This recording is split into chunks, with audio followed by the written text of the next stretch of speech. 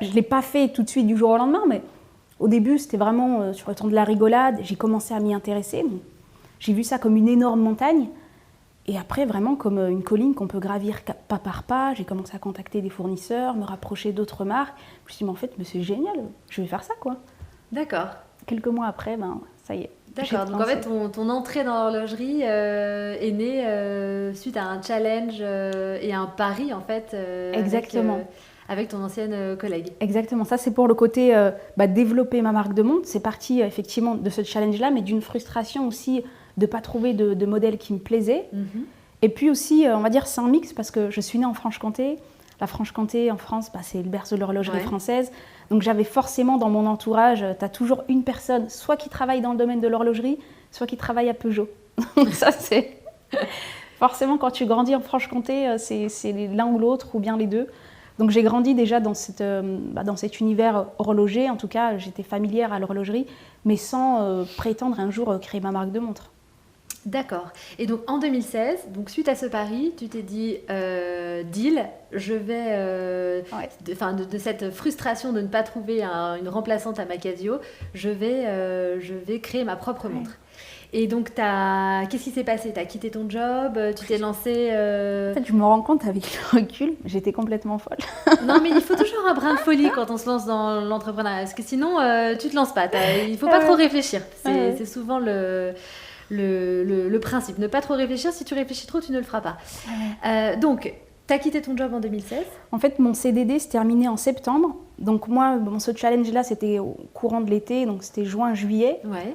Et à l'issue de mon CDD, on me proposait un CDI. Et pour moi, non, je n'accepte pas ce CDI, je continue et je lance ma marque de montre. Je me suis dit, mais ça va être facile. Ouais, d'accord. Donc j'ai vraiment pas hésité à refuser le CDI. Et j'avais préparé, je me suis levée. En fait, durant les derniers mois, j'arrivais plus à aller au travail et être focus sur mon travail. Je pensais jour et nuit à l'horlogerie, à ma montre. J'en dormais plus. Je me levais à 2h du matin, j'écrivais des business plans. Je savais même pas que c'était des business plans à l'époque, mais en tout cas, j'avais, avec le recul, je me suis dit, mais c'était des BP. Tu écrivais ta stratégie, tu faisais tes prévisionnels. Et ça me nourrissait tellement que je pensais qu'à ça. Et je me suis dit, ça va le faire. J'ai commencé à faire une roadmap où j'écrivais dans 6 mois où je serai, dans 1 an où je serai. Et pour moi, il n'y avait pas de difficulté, quoi. Ça allait se faire facilement. D'accord.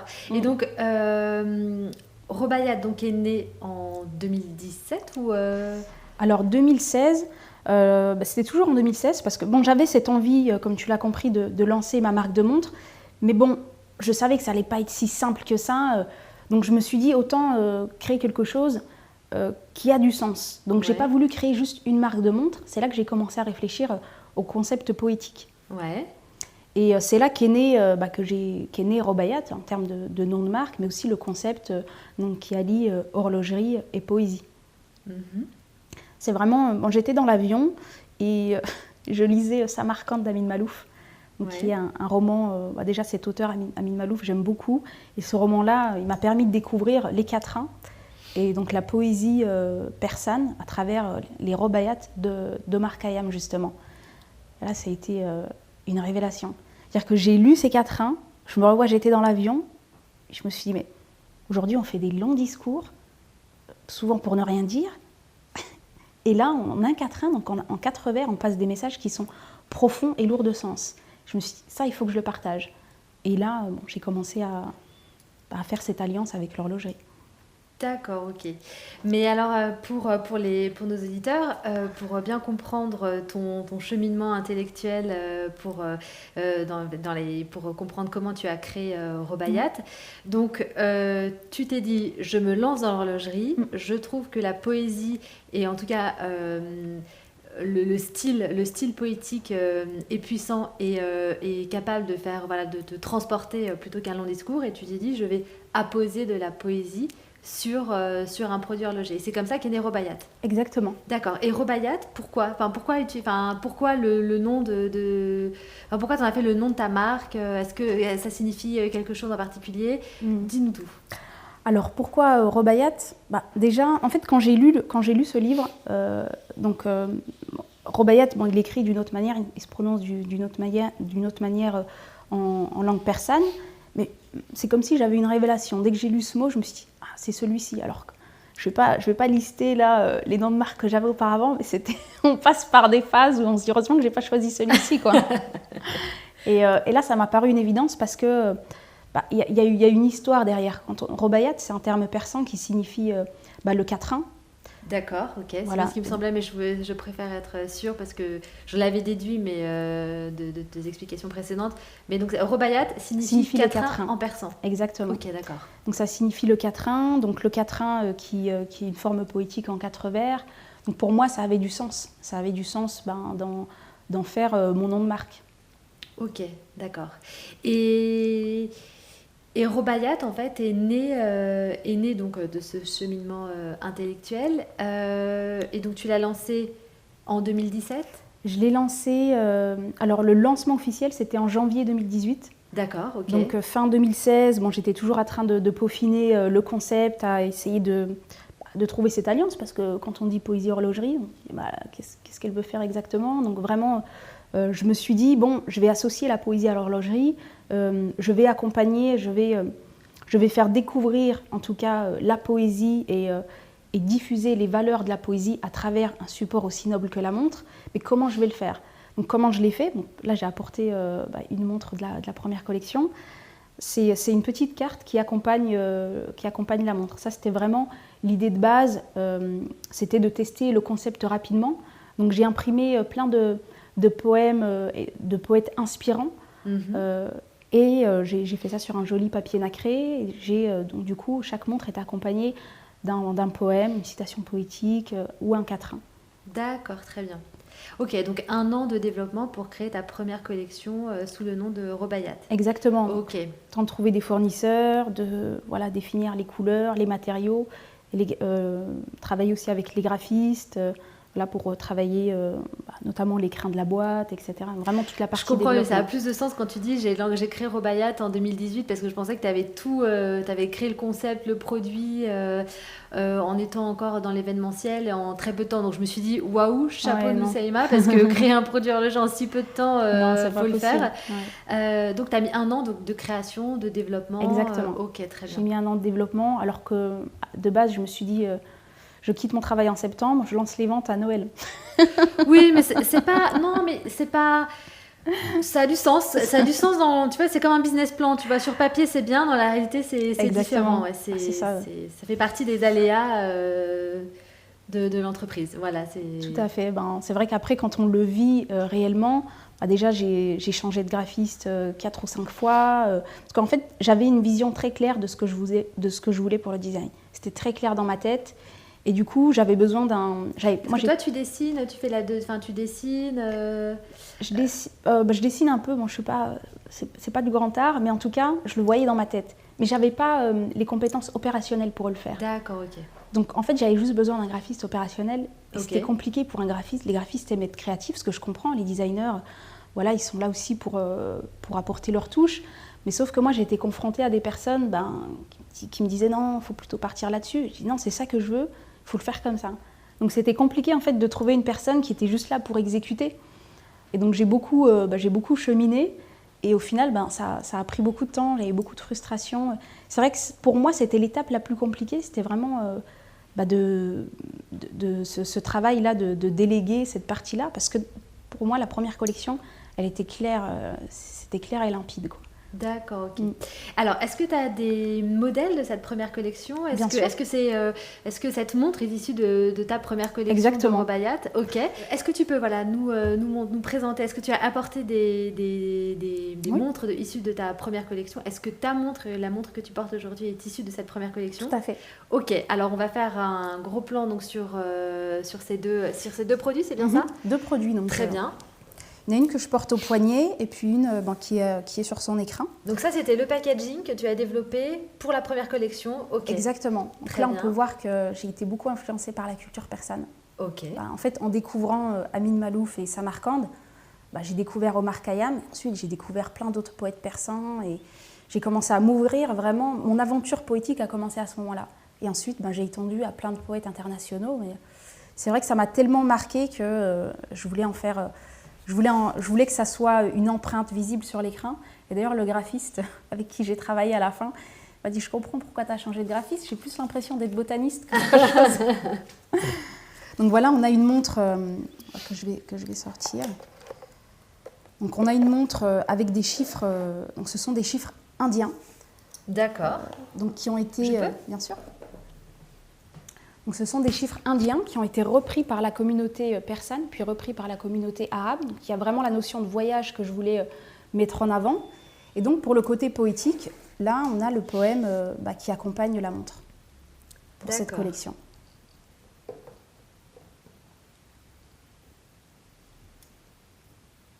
Donc je suis partie sur 2 diamètres, 1,36, 1,40 avec des couleurs ici plutôt féminines et ici un modèle plutôt unisexe. D'accord, parce que cette première collection s'adressait donc à une clientèle féminine, masculine. Oui. Et quand tu l'as créée, tu t'es dit à qui je m'adresse quand je vais créer mon produit, à part évidemment à toi, bien évidemment, mais quelle est ta clientèle idéale, cible quand tu t'es lancée sur cette première collection? Alors quand je me suis lancée, en fait j'avais plus l'envie de m'adresser à des personnes qui partagent cet amour qui est véhiculé à travers la poésie, donc des valeurs de partage, des valeurs autour de l'amour, de l'amitié, et aussi des personnes qui recherchent un modèle original, parce que c'est vrai qu'on a soit des chiffres classiques, et je me suis dit, bon, si on recherche une montre épurée, avec des chiffres originaux, et puis un cadeau qui a du sens parce que la poésie, c'est quand même, ça nous permet de véhiculer pas mal de valeurs positives. Voilà, j'avais ciblé, je m'imaginais vraiment une communauté autour de ces valeurs-là. Et cette cible, comment tu l'as touchée? Par quel réseau de distribution tu es passée pour présenter cette première collection, qui s'appelait d'ailleurs? J'avais pas donné de nom à la collection. Ok, d'accord. Première collection Robayat. D'accord, ok. Mais Robayat, c'est très joli déjà, donc le nom se suffit à lui-même. Alors, j'avais mon site internet. Ok. J'ai mon site internet. J'avais également des points de distribution. Donc à Paris, dans le Marais et dans le 5e arrondissement, en Belgique, au Maroc, en Iran. Donc j'ai vraiment développé au fur et à mesure. Et donc, j'ai décidé en fait de cibler autant les concept stores pour le côté justement originalité à travers les chiffres et à travers le concept, mais aussi des librairies pour le côté plus écriture et la dimension art poétique. D'accord, ok. Donc les montres sont commercialisées autant en librairie qu'en concept store. Ok, très bien. Et donc, suite à cette première... je vais juste rebondir par rapport aux poèmes qui sont compris dans tes packaging. Tu avais défini combien de poèmes? Est-ce que dans chaque coffret incluait un poème différent, propre à la montre? Ou est-ce que tu avais désigné, je ne sais pas moi, 2, 3 best-sellers, selon toi, de la poésie persane? Puisque tu t'es d'abord inspirée de la poésie persane pour alimenter, ces coffrets, parce qu'il y avait uniquement des poèmes persans. Oui. C'est bien ça? Oui, c'est ça. Et qu'est-ce qui t'inspirait? Pourquoi est-ce que tu as choisi de t'inspirer? Dis-nous un peu plus sur la poésie persane. Sur la poésie persane, oui. Alors, la poésie persane... Qui t'a ému, qui t'a touché, et que tu as voulu inclure dans tes coffrets. Alors, ce qui s'est passé, c'est que j'ai participé à plein d'événements poétiques, des lectures, en fait, des événements de lecture de poésie où je me retrouvais à échanger avec des personnes. Chacun venait avec un livre et puis lisait ses poèmes. Alors, c'est quelque chose que je ne faisais pas du tout avant. Et là, du coup, ça m'a permis, moi, de découvrir des nouveaux auteurs, d'arriver avec mes recueils de poèmes, de partager. Et j'ai senti qu'en fait, il y avait énormément d'amour et énormément de bienveillance qui se dégageait de ce cadre-là. Et par la suite, j'ai été à la Bulac, à Paris, donc, qui est le plus grand fonds persan en France, il me semble. Et donc, j'ai eu la chance de pouvoir toucher des livres qui sont plus accessibles, en tout cas en libre accès, et qui datent de très très longtemps. Je ne pourrais pas les dater aujourd'hui, mais en tout cas, c'est là que j'ai commencé à piocher des citations, à piocher des choses qui m'inspirent, toujours en restant dans cette vision de « je veux diffuser des valeurs positives à travers la poésie ». D'accord. Pourquoi? Parce qu'aujourd'hui, malheureusement, quand on allume sa télé ou qu'on écoute des messages à la radio, c'est souvent des messages clivants. Et on pointe du doigt les différences, que ce soit culturelles, religieuses, géographiques, etc. Donc je me suis dit, au-delà de créer du monde, je veux vraiment créer quelque chose qui rassemble. Et qu'est-ce qui rassemble aujourd'hui? La poésie. La poésie, c'est le langage de l'amour. J'en ai fait l'expérience à travers ces événements, j'en ai fait l'expérience à travers mes échanges. Donc je me suis dit, je vais rendre le temps plus poétique à ma manière. Et donc voilà comment les choses se sont imbriquées au fur et à mesure. D'accord, ok. Et donc tu as choisi combien de poèmes Une centaine. Ah ouais, une centaine. Donc ça veut dire que chaque coffret avait son propre poème. Exactement. D'accord. Donc il y avait un côté très exclusif et unique. Est-ce que tu pouvais choisir le poème quand tu étais... Je me suis dit, le hasard fait bien les choses. Voilà. Très bien. Il y a pas de... C'est le message en fait qui nous est destiné. Donc quand on achète sa montre, on ne sait pas sur quel message on va découvrir. Mais j'ai eu des retours clients qui sont incroyables, quoi. Justement, ça crée du lien. Y a des clients qui m'ont dit, bon, mais c'est dingue, justement ce message, il y a eu un écho, parce que c'est ce que j'avais besoin d'entendre à ce moment-là, ou c'est ce que je suis en train de vivre. Donc moi je suis beaucoup aussi dans l'action, mais aussi dans le lâcher prise. Je me dis, je fais mon maximum, et après il y a des choses qui ne dépendent pas de moi. Et là je me suis dit, bon, on propose une belle montre, un beau concept, et puis derrière, on laisse le hasard faire les choses, et la personne aura le message qui lui est destiné. D'accord, ok. Très bien.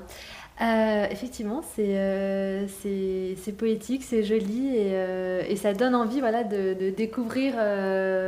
Enfin, t'as hâte évidemment d'ouvrir ton coffret en disant voilà, moi qu'est-ce qui m'est destiné et c'est quoi mon poème. C'est joli, et ça fait du bien d'avoir ce message, en tout cas dans l'horlogerie, sur le côté vraiment poétique, léger, fédérateur. C'est beau. Bravo Noussaïma.